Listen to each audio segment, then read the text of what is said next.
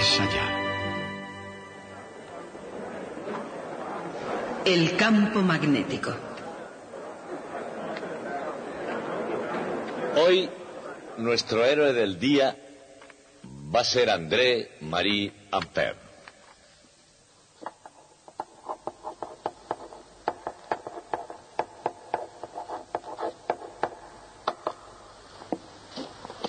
Ampère fue educado bajo la influencia del filósofo Rousseau, lo cual significa que no le enseñaron nada.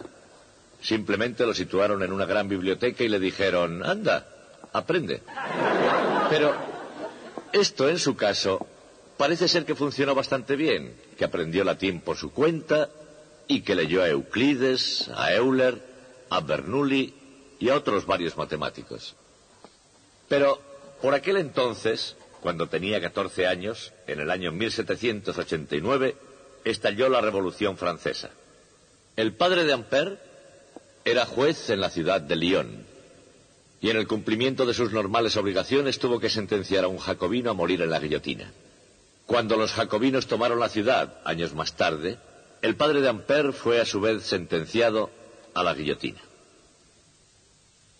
Nuestro héroe sufrió durante toda su vida las consecuencias de un conflicto que es bastante frecuente en las sociedades mediterráneas, el conflicto entre un padre escéptico e incrédulo y una madre que era profundamente católica. Eso influyó para que se pasara la vida elaborando grandes esquemas metafísicos que nunca valieron para mucho.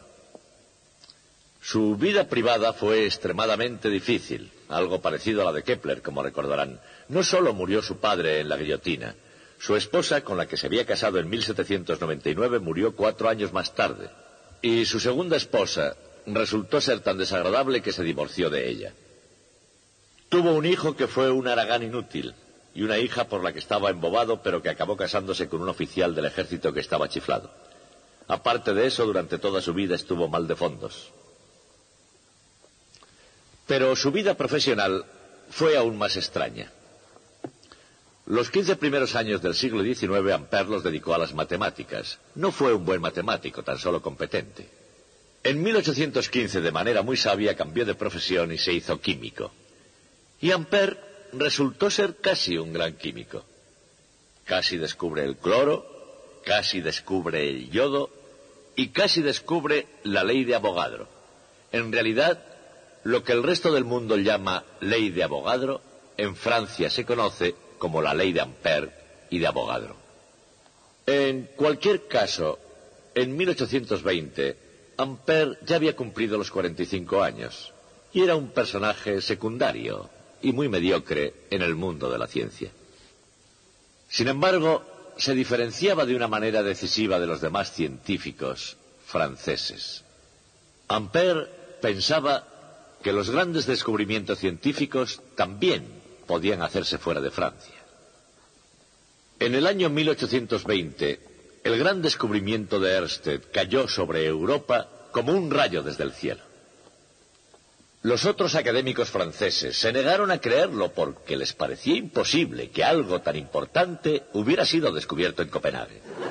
Pero Ampère aceptó inmediatamente el descubrimiento y entró a desarrollar sus consecuencias, y de esta forma consiguió todos sus grandes descubrimientos.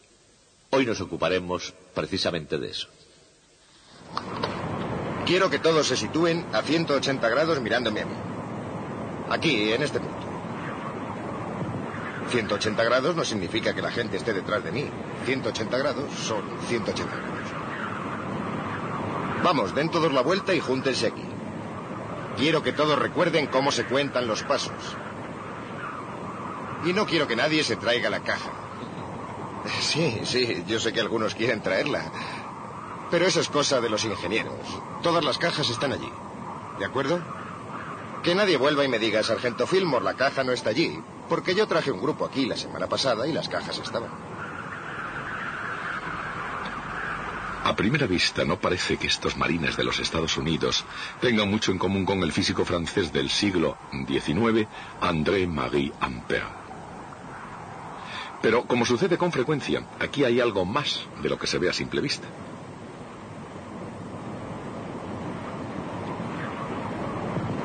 Para Ampère fue todo un reto conseguir explicar un misterio corriente de la naturaleza, pero con frecuencia desconcertante. El reto para estos marines consiste en localizar unas cajitas bien escondidas en alguna parte de estas colinas. Aunque esos dos retos estén separados por miles de kilómetros y aproximadamente 150 años, la ironía está en que ambos requieren la misma cosa: una aplicación de la naturaleza esencial del magnetismo.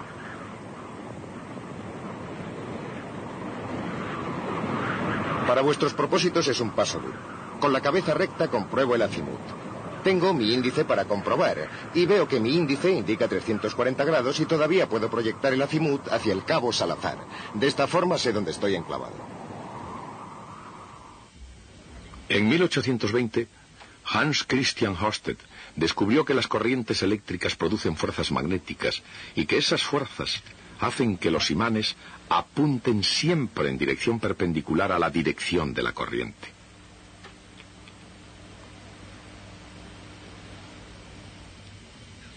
Esto era un gran descubrimiento científico, pero hasta que Ampère desarrolló las consecuencias del experimento de Ørsted, no fue más que una simple pieza de un complicado rompecabezas. Empiezo a andar hasta que paso el objeto.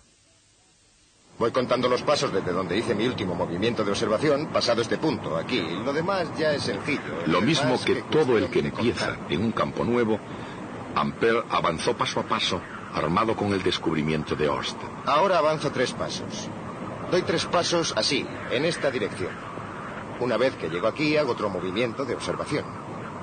Si me he perdido, tomo el azimut de nuevo. Pero estos marines americanos tienen al menos una ventaja que Ampère no tuvo.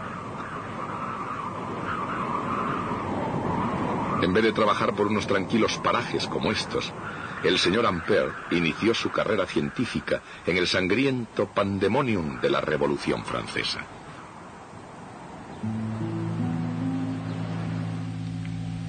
El padre de Ampère, Jean-Jacques, era un juez de paz calificado como enemigo de la Revolución.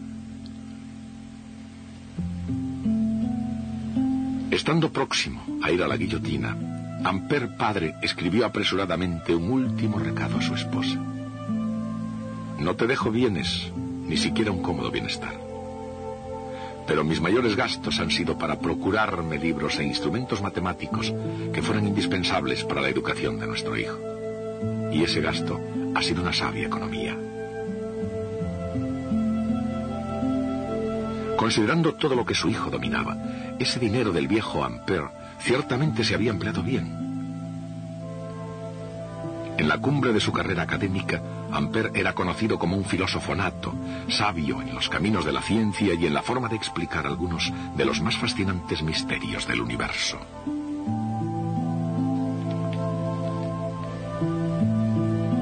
Pero actualmente a Ampère se le recuerda más por sus trabajos sobre electricidad y magnetismo. Y dichos trabajos comenzaron por el hecho de que la corriente eléctrica que circula a través de un hilo metálico rectilíneo y largo produce un campo magnético que gira alrededor del alambre. Pero, ¿cómo varía la intensidad del campo con la distancia al alambre? Si pudiera existir un pequeño segmento de corriente eléctrica, produciría un campo magnético proporcional a la inversa del cuadrado de la distancia. La dirección del campo está relacionada con la dirección de la corriente por la regla de la mano derecha o regla del producto vectorial.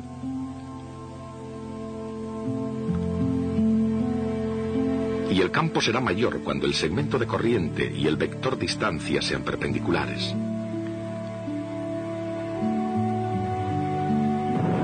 Pero las corrientes eléctricas nunca pueden existir en pequeños segmentos. Así que hay que buscar un campo magnético real sumando o integrando las contribuciones debidas a cada segmento de la corriente que circule. El campo debido a una corriente que circula por un hilo rectilíneo suficientemente largo es siempre perpendicular al hilo y disminuye inversamente con la primera potencia de la distancia al hilo. El resultado neto es un campo que se mueve en circunferencias. Las líneas de fuerza son circunferencias concéntricas con el hilo, y el campo es constante a lo largo de cada circunferencia. Por otra parte, si el alambre se curva formando un lazo, la corriente que circula por él produce lo que se conoce como campo de un dipolo.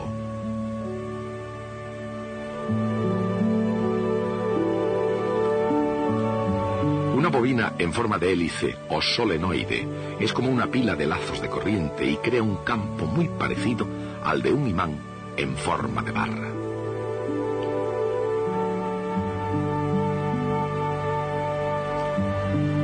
Si el solenoide se curva de modo que su eje forme una circunferencia, la especie de rosquilla que se forma recibe el nombre de toroide. El campo magnético de un toroide está contenido totalmente en el interior de la bobina. No hay en absoluto líneas de campo en el exterior. Jefes de tiro, extiendan los mapas de modo que los componentes de su equipo puedan ver de qué estamos hablando. Ahora, una vez que lo tengo abierto de modo correcto, puedo proseguir y comenzar a disparar. Fijo mi mano derecha en la izquierda. Sin embargo, es obvio que la Tierra no es una rosquilla. Su campo es como el de una barra imantada con flujo en el exterior suficiente como para ejercer una fuerza sobre la aguja de una brújula. Para estos marines la clave del éxito está en la preparación y en el trabajo en equipo, y por eso se les ha remitido a lo fundamental, a lo que es fundamental para la navegación con una brújula. Estamos en el cuadro 2. 5198. Veo que Por supuesto, y ya sé que hablo para expertos. Y todavía puedo proyectar el azimut hacia el cabo Salazar. E incluso con la ayuda de una brújula, ir de un punto a otro puede ser un buen reto.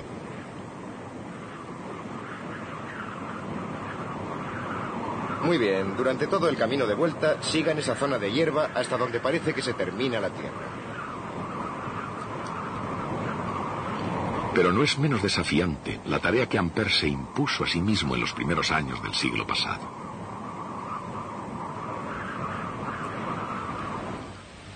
Por ejemplo, Ampère formuló la siguiente pregunta. Si un hilo conductor de una corriente ejerce una fuerza sobre un imán, ¿ejercería también una fuerza sobre otro hilo conductor? Para responder a la pregunta, consideren los hechos. Una corriente circulando produce un campo magnético. Y un campo magnético ejerce una fuerza sobre una carga eléctrica en movimiento. Por consiguiente, como una corriente eléctrica no es otra cosa que cargas eléctricas en movimiento, entonces se sigue que las corrientes eléctricas en circulación ejercen fuerzas magnéticas unas sobre otras. Las corrientes que circulan en la misma dirección se atraen entre sí. Y las que circulan en dirección opuesta se repelen.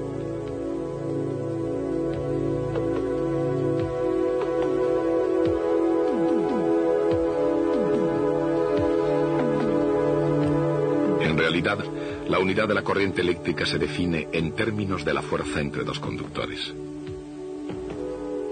Quizá por eso se llama amperio y para cortar se escribe a veces amp. Pero Monsieur Ampère hizo incluso algo más práctico y desde luego mucho más profundo que prestar su nombre a una unidad de corriente eléctrica.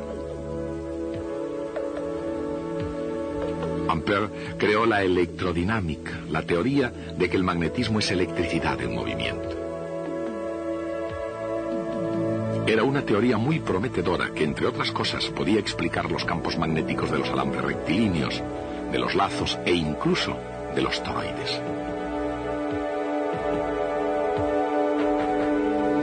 Pero ¿qué pasa con el campo de una barra imantada? También en esto, Ampère pensó con razón que debía haber corrientes dentro del propio imán.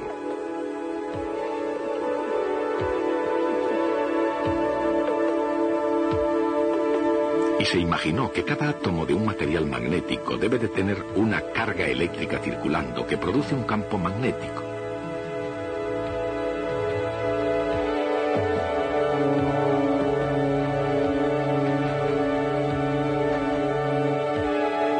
de hecho, la Tierra en rotación tiene cargas eléctricas circulando en su mismo centro que crean el campo magnético que atrae la aguja de la brújula.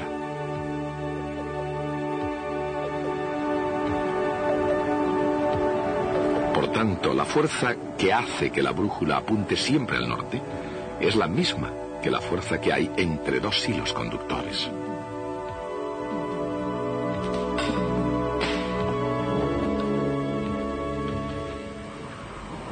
Sacar partido a esa fuerza requiere frecuentemente paciencia y precisión.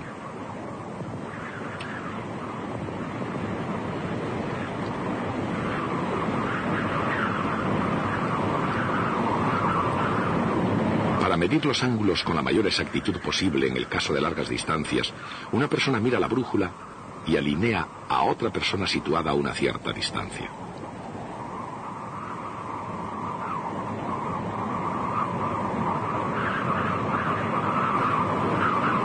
Aproximadamente 52 grados magnéticos.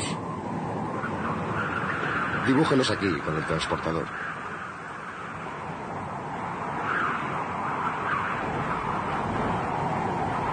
Estos marines están recibiendo una lección de primera mano sobre el valor del trabajo en equipo, una lección que aparentemente es valiosa en el campo de la ciencia. De ser así, es una lección que no comprendieron ni Ampère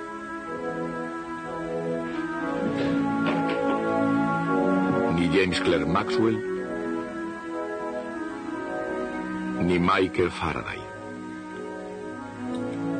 Aunque en su tiempo los científicos tendían a marchar al compás de sus propios tambores, Ampère y el inglés Faraday trabajaron en paralelo.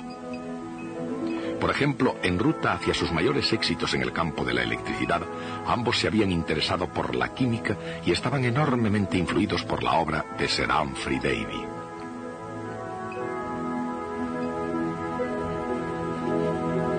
Sin embargo, Faraday y Ampère estaban destinados a ir por caminos diferentes.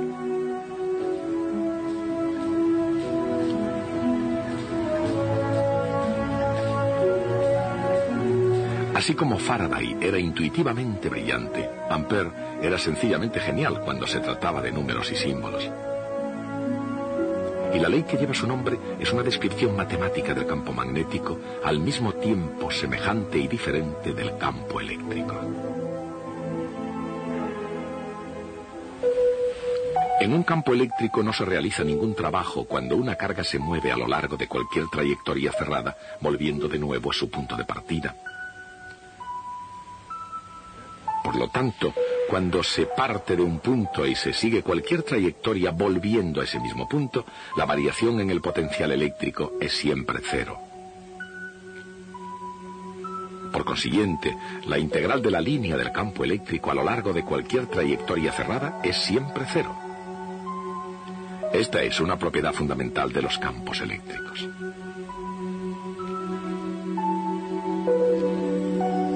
Los campos magnéticos son diferentes. La corriente en un alambre rectilíneo crea circunferencias de campo magnético constante.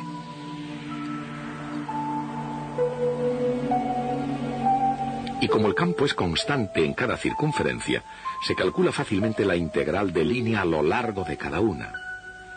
Es igual a una constante multiplicada por la intensidad de corriente en el alambre.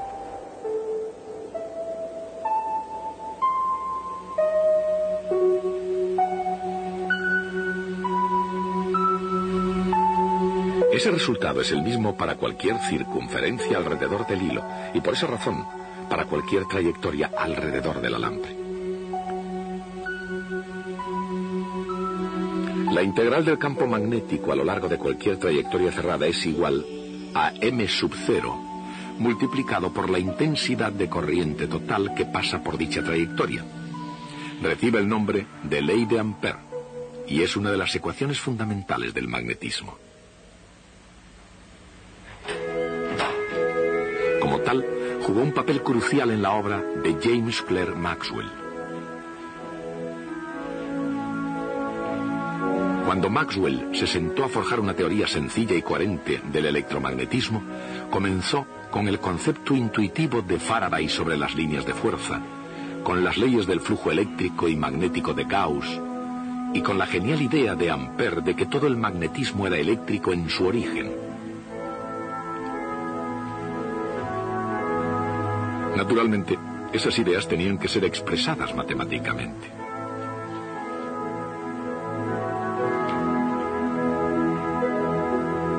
La integral de línea del campo magnético a lo largo de cualquier trayectoria cerrada es igual a mu sub 0 multiplicado por la intensidad de la corriente eléctrica que pasa por dicha trayectoria. Sin embargo, en los campos eléctricos, la integral de línea a lo largo de cualquier trayectoria cerrada es siempre cero.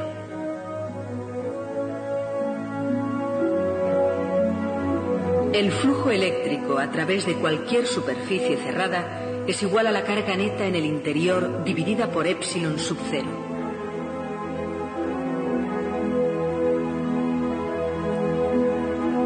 Sin embargo, el flujo magnético a través de cualquier superficie cerrada es siempre cero.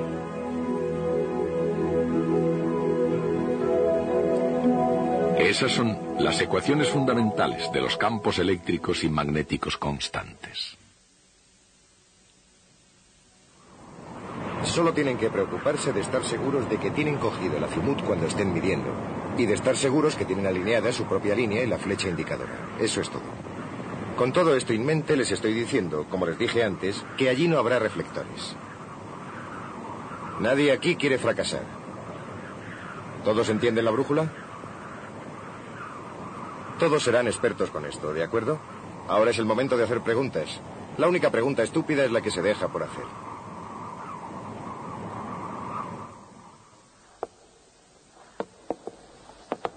Una vez que Ampère se dio cuenta de que una corriente a lo largo de una espira daría un campo magnético de la misma forma que el campo creado por una barra imantada, que es un imán permanente, decidió que quizá todos los campos magnéticos eran debidos a corrientes eléctricas. Es decir, que en cualquier imán permanente había corrientes que circulaban permanentemente en su interior, generando el campo. Pues bien, esa idea suya fue inmediatamente echada por tierra por un colega suyo llamado Fresnel. Fresnel hizo la observación de que los materiales que se pueden convertir en imanes, como el hierro y el acero, son bastante malos conductores de la electricidad. Y que cuando una corriente eléctrica pasa por un mal conductor, produce calor. Y dijo que si la idea de Ampère fuera correcta, todos los imanes terminarían calentándose. Y como no es así, tenía que estar equivocado. Pero, sin embargo, proporcionó a Ampère una salida a ese dilema. Dijo, veamos, no sabemos nada en absoluto qué sucede en el interior de los átomos. Tal vez las corrientes que causan magnetismo se producen en el interior de los átomos de que se compone el material. Bien, Ampère aceptó esa idea y elaboró una explicación bastante inteligente. Él tenía que comprender que en aquella época se creía en la existencia de algo llamado éter luminoso. Más adelante oiremos hablar mucho de él. Se suponía en cualquier caso que era el medio que transportaba la luz a través del espacio. Y Ampère conjeturó que posiblemente el éter contenía enormes cantidades de carga eléctrica, tanto positiva como negativa, pero generalmente en perfecto equilibrio, de forma que fuera totalmente neutro, excepto tal vez en el interior de los átomos. La idea que tenía era esta. Aquí hay un átomo, como este. Y aquí hay algo de carga eléctrica atravesando el éter, carga positiva junto con carga negativa. Así. De este modo, cada pareja de ellas están equilibradas, pero cuando entran en el interior de un átomo se podrían separar. La carga positiva podría seguir un camino como este y salir de nuevo. La carga negativa podría seguir otro camino como este y también salir de nuevo. El efecto de la carga positiva sería una corriente eléctrica circulando en esta dirección y constituida por carga positiva. Y el efecto de la carga negativa siguiendo este otro camino sería una corriente eléctrica circulando en la dirección opuesta porque es negativa. Así. De este modo el efecto neto sería un lazo completo de corriente que tendría un campo magnético parecido a esto. Lo que significa que si los átomos de un trozo de material, todos ellos tuvieran esos lazos de corriente eléctrica circulando todos en la misma dirección, el material tendría precisamente las propiedades de un imán permanente. Es una concepción bastante singular. Hay ciertas partes de ella en las que todavía creemos hoy. Creemos que hay corrientes eléctricas circulando en el interior de los átomos y que esas corrientes dan lugar a las propiedades magnéticas de la materia.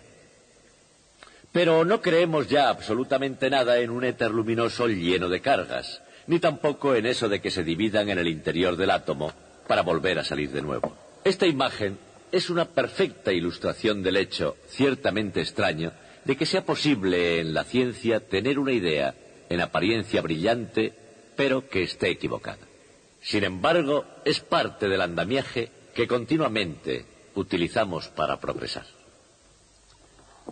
Con el paso del tiempo, las opiniones sobre la importancia de los sucesos tienden a cambiar. Los héroes en la historia de la ciencia van y vienen. Pero una cosa es cierta, el nombre de Ampère siempre será corriente. Bien, hasta el próximo día y no se lleve ningún imán de madera.